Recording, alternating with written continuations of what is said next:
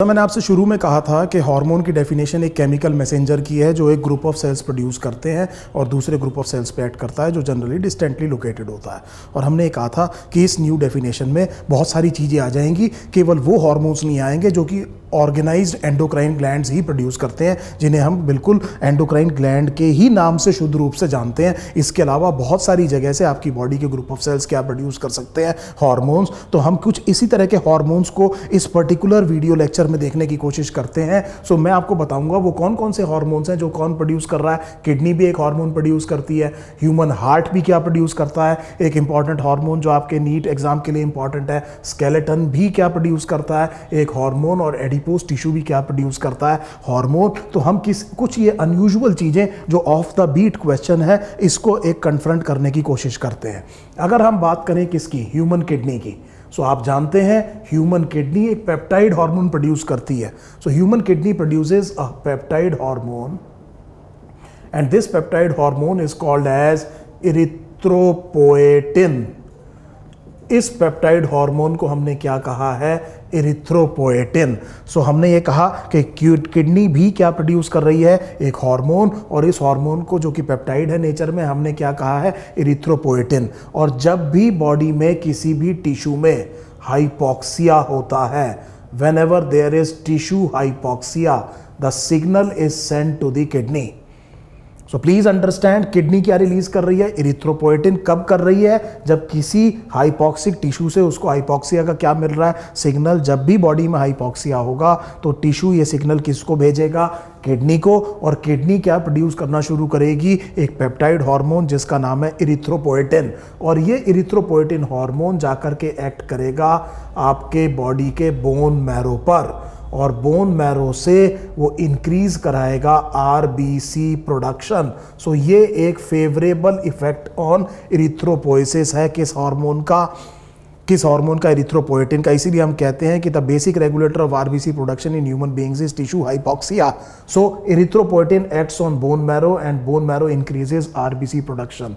यहाँ पर मैंने आपको जिस टाइम पे रेस्पिरेटरी सिस्टम, कार्डियोवास्कुलर सिस्टम पढ़ाया था तो हमने एक बात कहा था, polycythaemia, physiological polycythaemia. Physiological polycythaemia मैंने आपसे कहा था कि जो लोग 14,000 फीट की ऊंचाई से ऊपर रहते हैं वहाँ पर एटमॉस्फेयर में जो ऑक्सीजन का पार्शियल प्रेशर है कम है, इसीलिए बॉडी में कई बार क्या हो जाएगा, हाइपॉक्सिया हो जाएगा, और उनमें थोड़ा सा आरबीसी काउंट क्या होता है, ज़्यादा होता है। इस चीज़ को, इंक्रीज आरबीसी काउंट को हमने कहा था फिजियोलॉजिकल पॉलीसाइथीमिया। ये एक एडेप्टेशन या एक्लेमेटाइजेशन है अपने पर्टिकुलर एनवायरमेंटल कंडीशंस को।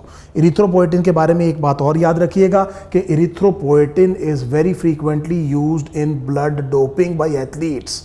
सो डोप शब्द आप समझ सकते हैं, ड्रग अब्यूज़ के लिए शब्द इस्तेमाल किया जाता है डोपिंग, और ये हार्मोन जनरली लोग इंजेक्ट करते हैं एथलीट्स। आप समझ सकते हैं कि ब्लड डोपिंग के लिए इरिथ्रोपोएटिन कितना इंपॉर्टेंट हार्मोन हो गया, क्योंकि जब अगर कोई जना क्या लेना शुरू करे, injections of erythropoietin, you can easily understand that this erythropoietin will increase the RBC production and RBC carries haemoglobin and haemoglobin carries the respiratory gases namely oxygen and carbon dioxide. और जो ये ऑक्सीजन को जो carry कर रहा है, ये बहुत इंपॉर्टेंट एक एडवांटेज हो जाएगा, अनफेयर एडवांटेज हो जाएगा एथलीट को। तो इसीलिए हम देखते हैं कि इरिथ्रोपोएटिन काफी ज्यादा यूज होता है ब्लड डोपिंग में, पहली बात। नंबर 2, शायद मैंने आपसे ये कहा था कि आप याद रखिएगा कि किडनी एक्टिवेट करती है विटामिन डी को। So inactive form of vitamin D, जिसे हमने कहा था 25 hydroxy cholecalciferol under the influence of parathyroid hormone gets converted into 125 dihydroxy cholecalciferol in kidney, and that vitamin D will act on the tubules and the intestinal epithelium. Now we know that is why we were saying that sometimes vitamin D is sometimes also called as a kidney hormone.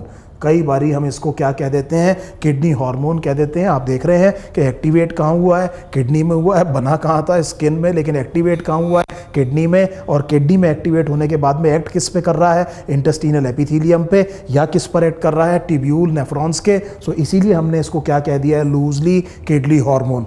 So very important function, अगर आप इस तरफ देखें बड़े ध्यान से, a very important endocrine function of the human kidney. So this is very very important to understand कि kidney भी एक हार्मोन, बहुत इंपॉर्टेंट हार्मोन प्रोड्यूस कर रही है, जिसका बहुत इंपॉर्टेंट रोल है रेगुलेशन ऑफ आरबीसी प्रोडक्शन में, that is mediated by erythropoietin that is secreted because of tissue hypoxia which becomes the basic regulator of RBC production in human body. अब हम बात करते हैं ह्यूमन हार्ट की। जब हम किडनी वाला चैप्टर पढ़ रहे थे, एक्सक्रीशन वाला चैप्टर पढ़ रहे थे, तो हमने ये देखा था कि जब भी ब्लड वॉल्यूम इंक्रीज हो जाए, सो हमने ये देखा था कि हार्ट को वीनस रिटर्न इंक्रीज हो जाएगा।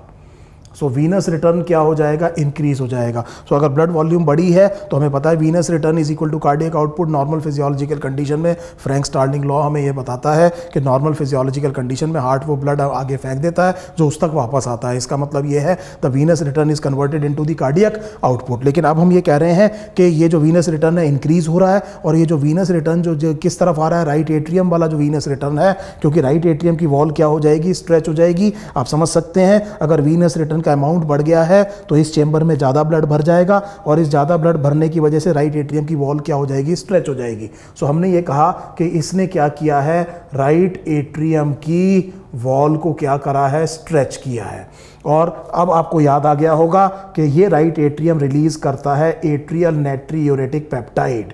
इस हार्मोन का नाम है एट्रियल नाइट्रियूरेटिक पेप्टाइड। आप समझ गए होंगे, it belongs to a class of hormones, of peptide hormones, और इसको आप कई बारी ANF भी कह देते हैं। ANF का मतलब हो गया एट्रियल नाइट्रियूरेटिक फैक्टर। और हमने ये आपको बताया था कि ये जो हार्मोन है ANP या ANF जिसे हम कह रहे हैं, ये अपोज करता है रास को।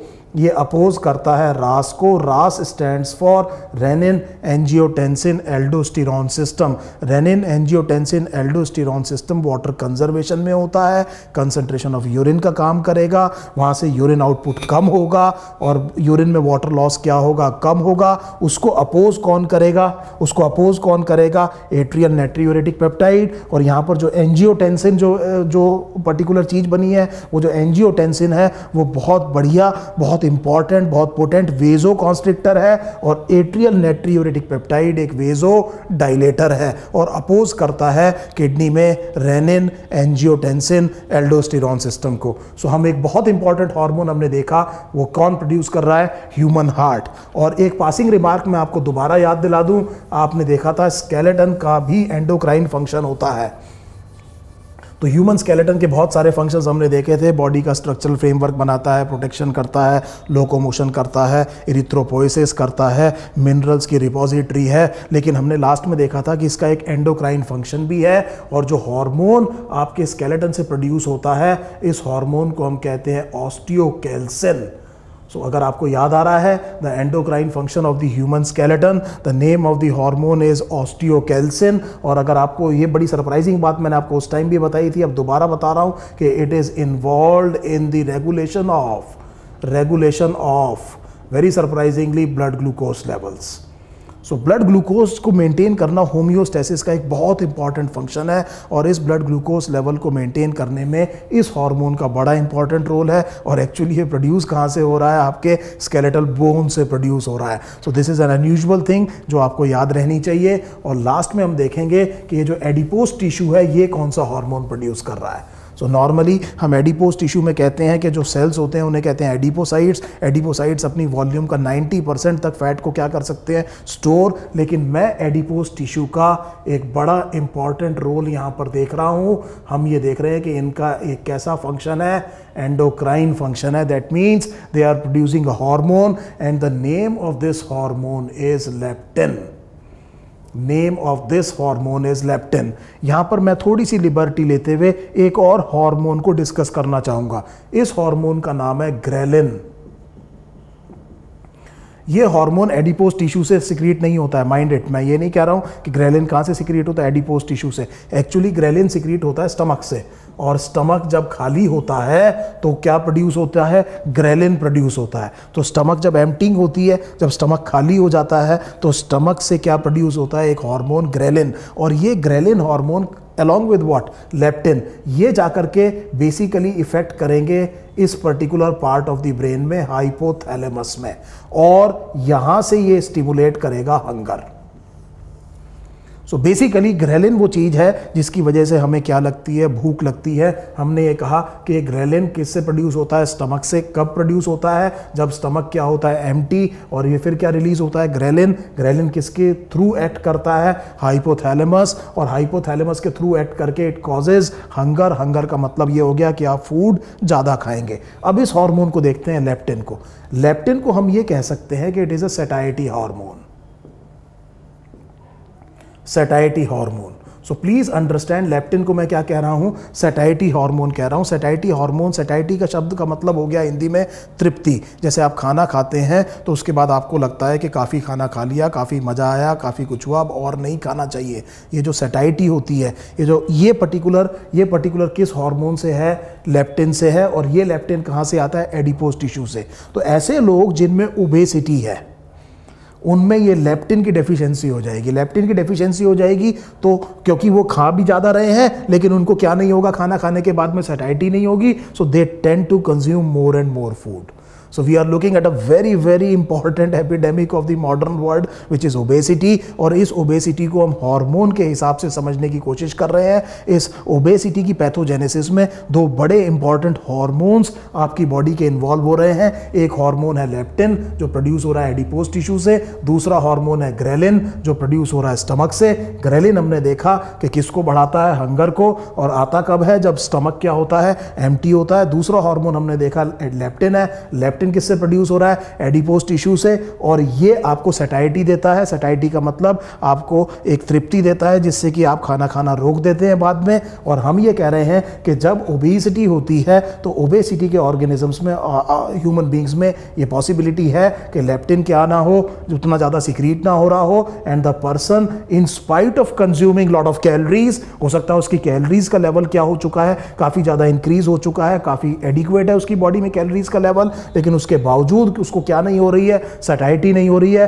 और उसको बार बार खाना खाने का मन कर रहा है। और आप जानते हैं कि जब आपकी इनटेक ऑफ कैलोरीज, आपकी ब्रेक डाउन ऑफ कैलोरीज से क्या होगी, इंक्रीज। तो ये जो पॉजिटिव बैलेंस है ये रिस्पॉन्सिबल है increase in weight and ultimately leads to obesity. We know obesity is very very prevalent in today's world and it is the reason of so many metabolic disorders. Precursor हो सकता है obesity में type 2 diabetes, heart diseases, ये सारी चीज़ों के लिए risk factor बढ़ जाता है। और अब हम थोड़ा सा समझ पाए हैं कि ये ओबेसिटी की पैथोजेनेसिस के पीछे ये दो हार्मोन्स कितना इंपॉर्टेंट रोल प्ले करते हैं। सो हमने कुछ अनयूजुअल हार्मोन्स देखे इस वीडियो लेक्चर में। हमने देखा किडनी से प्रोड्यूस होता हुआ एरिथ्रोपोएटिन, हमने देखा हार्ट से एट्रियल नाइट्रियूरेटिक पेप्टाइड, हमने स्केलेटन में देखा ऑस्टियोकैल्सिन, और हमने एडिपोज टिश्यू में देखा लेप्टिन, और लेप्टिन का इंटरप्ले हमने देखा ग्रेलिन, और इन दोनों का इंटरप्ले देखा हमने in the pathogenesis of obesity।